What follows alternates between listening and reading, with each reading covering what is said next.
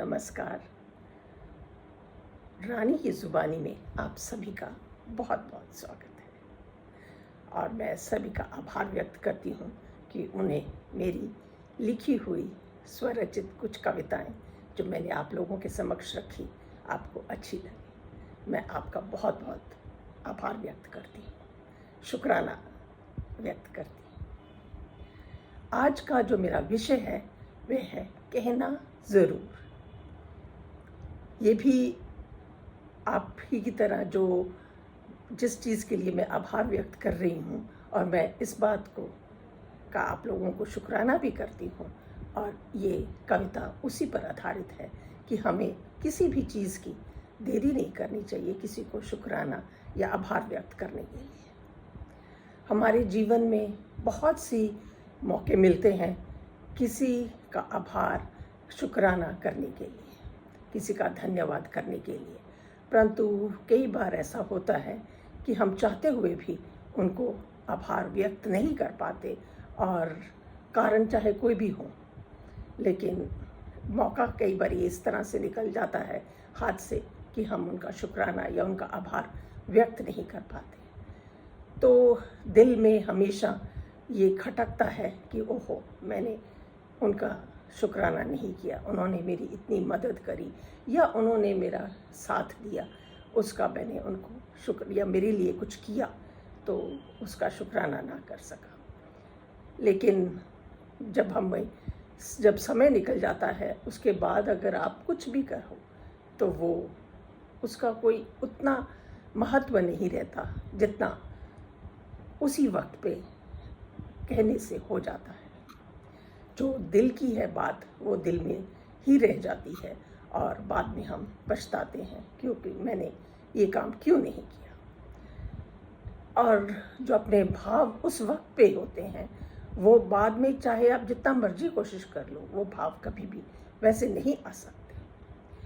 किसी को धन्यवाद करने में हम क्षमा करें इतनी देरी क्यों करते हैं, लेकिन कभी हमने सोचा है कि अगर हमको किसी पर नाराज़गी हो या किसी पर गुस्सा हो तो हम वो भाव तो उसी वक्त व्यक्त कर देते हैं, और जो आभार है या किसी का थैंक यू कहना है या किसी का शुक्राना करना है, धन्यवाद करना है, वो उसके लिए हम थोड़े से कंजूस भी हो जाते हैं और थोड़े से उसके लिए हम उसको अगले टाइम के लिए टाल देते हैं।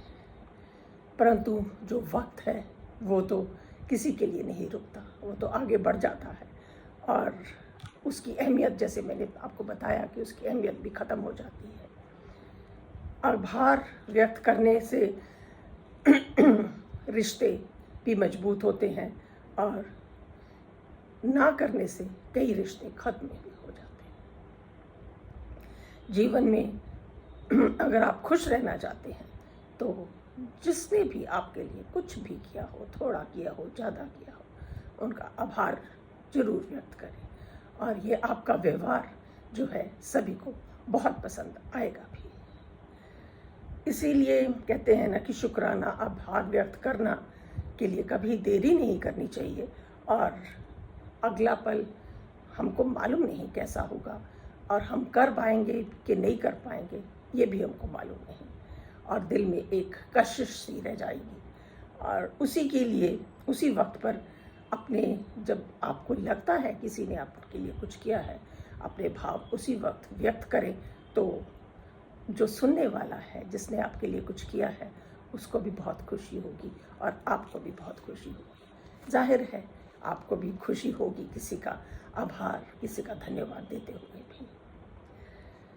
आपके जीवन जो है, अगर हम जिसने भी हमारे लिए कुछ भी किया हो, आप ये सोचिए कि अगर हमने किसी के लिए कुछ किया और हमको किसी ने इस बात को नहीं माना और हमको हमारा आभार व्यक्त नहीं किया तो आपको बुरा भी लगता है। तो उसी तरह से दूसरे इंसान को भी तो बुरा लगेगा ना, कि अगर उसने हमारा कोई किसी के लिए बैठा नहीं होता, उसके लिए हमेशा अपना समय निकाल के अगर किसी का कोई काम करता है तो हमें उसका शुक्राना करना बहुत ज़रूरी है, और उसके लिए अपने दिल में हमेशा जो अपने भाव आते हैं उनको व्यक्त करना बहुत ज़रूरी है। तो इन्हीं भावों को देखते हुए मेरे दिल में कुछ शब्द उतरे जिन्हें मैंने इस कागज़ पे उतारा है और आप लोगों के समक्ष रखती हूँ और आप लोगों के साथ अपने जो भाव हैं उनको साझा करती हूँ। और ये मेरी कविता उसी शुक्राना पर आधारित है। इसका शीर्षक है कहना ज़रूर। कभी अपने मन में जो बात आए उसे कहना ज़रूर। कभी अपने मन में जो बात आए उसे कहना ज़रूर। वक्त का करना ना इंतज़ार, होना ना मगरूर। वक्त का करना ना इंतज़ार, होना ना मगरूर। जब बड़ों का किया दिल को छू जाए, जब बड़ों का किया दिल को छू जाए तो उन्हें जाकर गले लगाना ज़रूर। क्योंकि जो हमारे बड़े हैं, हमारे बुज़ुर्ग हैं, हमारे माता पिता हैं या हमारे भाई बहन जो बड़े हैं हमसे, वो हमारे लिए कुछ करते हैं तो उनको जो उन्होंने किया वो आपके दिल को भी छूता है। क्योंकि वो आपके लिए कुछ करते हैं तो आपको भी अच्छा लगता है और उनको तो अच्छा लगता ही है, तभी तो उन्होंने आपके लिए कुछ किया। तो उन्हें जाके अपने जो भाव हैं वो ज़रूर व्यक्त करने चाहिए। जब बड़ों का किया दिल को छू जाए तो उन्हें जाकर गले लगाना ज़रूर। कभी जो आए मन में बात उसे कहना ज़रूर। कभी जो आए मन में बात उसे कहना ज़रूर। माँ ने जो किया तुम्हारे लिए, माँ बाप जो आपके लिए करते हैं वो उसका एहसान हम कभी चुका ही नहीं सकते।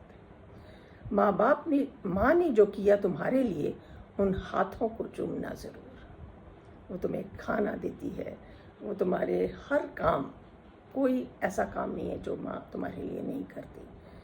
तो वही हाथ हैं। अगर इस बात का थोड़ा सा इज़हार कर दिया जाए तो कितना अच्छा लगता है माँ को भी और आपको भी। माँ ने जो किया तुम्हारे लिए उन हाथों को चूमना ज़रूर।